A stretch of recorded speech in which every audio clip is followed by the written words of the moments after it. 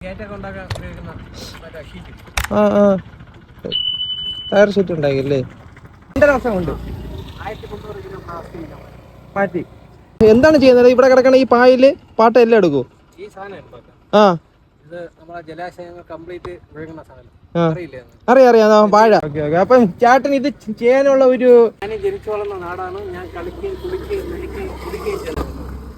നശിച്ചു പോകുന്ന കാണുമ്പോഴത്തേക്ക് അപ്പം എല്ലാവർക്കും പുതിയ എപ്പിസോഡ് സ്വാഗതം. അപ്പൊ ഇന്ന് നമ്മുടെ സമൂഹത്തെ വ്യത്യസ്തമായ ഒരു ചേട്ടനെ പരിചയപ്പെടുത്തണം. ഇതെങ്ങനെ നിങ്ങൾ ഹാൻഡ് മെയ്ഡ് ഉണ്ടാക്കിയതാണോ? ഇതിനു വേണ്ടി ഉണ്ടാക്കിയത്? സാധാ വെള്ളത്തില് സാധാ നമ്മുടെ ബോട്ടിൽ ഉണ്ടാക്കിയതാണോ? ആ ആ ടയർ ഷീറ്റ് ഉണ്ടാക്കിയല്ലേ? കൊള്ളാല്ലേ, പുതിയ ഐഡിയ ആണല്ലേ? ആ എന്താണ് ചെയ്യുന്നത്? ഇവിടെ കിടക്കണ ഈ പായല് പാട്ട എല്ലാം എടുക്കൂ. ഈ സാധനം ആ ഇത് നമ്മളെ ജലാശയങ്ങൾ കംപ്ലീറ്റ് ഒഴുകുന്ന സാധനം. അറിയാം വാഴ. പലതരത്തിലുള്ള മാലിന്യങ്ങൾ അടിഞ്ഞു കൂടുമ്പോൾ ഈ സമയത്ത് നമ്മളെ പുഴയിൽ ഈ ചേട്ടൻ, ചേട്ടന്റെ പേര് ബിനു എന്നാണ്. അപ്പൊ ചേട്ടൻ എത്ര വർഷം കൊണ്ട് ഇത് ചെയ്യുന്നു? 2.5 വർഷം കൊണ്ടാണ്. അതായത് നമ്മൾ ഈ കാണുന്ന ഈ ഇവിടെ കിടക്കുന്ന ഈ കുളവാഴ, പിന്നെ ഈ പ്ലാസ്റ്റിക് മാലിന്യങ്ങൾ എല്ലാം ഈ ചേട്ടനാണ് വൃത്തിയാക്കുന്നത്. ഇപ്പൊ 5 വർഷം കൊണ്ട് ചേട്ടൻ ഇത് ചെയ്യാൻ 2.5 വർഷം കൊണ്ട് മാറ്റി. Okay okay. അപ്പം ചേട്ടൻ ഇത് ചെയ്യാനുള്ള ഒരു ഇതെന്തായിരുന്നു? ഒരു എന്താ പറയാ, ഞാൻ ജനിച്ചു വളർന്ന നാടാണ്. ഞാൻ കളിക്കുകയും കുളിക്കുകയും കുടിക്കുകയും ചെയ്തത്. നശിച്ചു പോകുന്ന കാണുമ്പോഴത്തേക്ക് പക്ഷെ ഇന്നത്തെ കാലത്ത് ഇങ്ങനെ അപൂർവം ചില ആൾക്കാർ മാത്രമേ കാണൂ. അത്രയും കാര്യം ഇപ്പൊ ആർക്കും ഒരു 5 മിനിറ്റ് മാറ്റി വയ്ക്കുക ഇല്ലാത്ത ഈ കാലഘട്ടത്തിൽ ഇത്രയും വേണ്ടപ്പെട്ട സമയത്ത് ഈ ഒരു പ്രവൃത്തി ചെയ്യണത് പറയാൻ പറ്റില്ല, വലിയൊരു സംഭവമാണ്.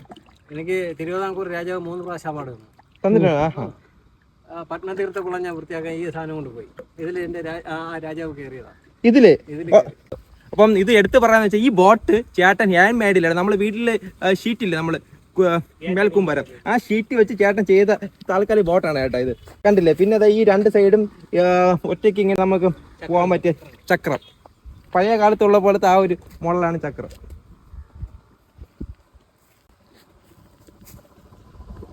ഈ പിന്നേരി വെള്ളായണിക്കാരന്റെ പ്രത്യേകത അറിയാം? എവിടെ താമസിക്കുന്നത്? ഉച്ചകട. അതായത് കേരളത്തിലെ 2ാമത്തെ വലിയ ശുദ്ധജല തടാകം. അറിയില്ലേ അത്? ഇല്ല അതിന് 2600 ഏക്കറിൽ വ്യാപിച്ച് കിടക്കുകയാണ്. 5 പഞ്ചായത്തിലത്തെ ഈ വെള്ളം കൊടുക്കുന്ന ഇതിന്നാണല്ലേ? അപ്പൊ നമ്മളിപ്പോ ഈ കഴിഞ്ഞ പ്രാവശ്യം നമ്മൾ ആമയഞ്ചൻ തോട്ടിൽ ഒരാള് വീണ് മരിക്കും, മാലിന്യങ്ങൾ. അപ്പൊ അവിടെ നമ്മുടെ മേയർ ആര്യ രാജേന്ദ്രൻ മേഡം അവിടെ കരയുന്നതാണ്. അപ്പൊ ഞാൻ 2.5 വർഷം കൊണ്ട് ഞാൻ ഇത് ചെയ്യുന്ന കണ്ടിട്ട് ആർക്കും ഒരു വിഷമം തോന്നിയില്ലല്ലോ എന്നുള്ളതാണ്.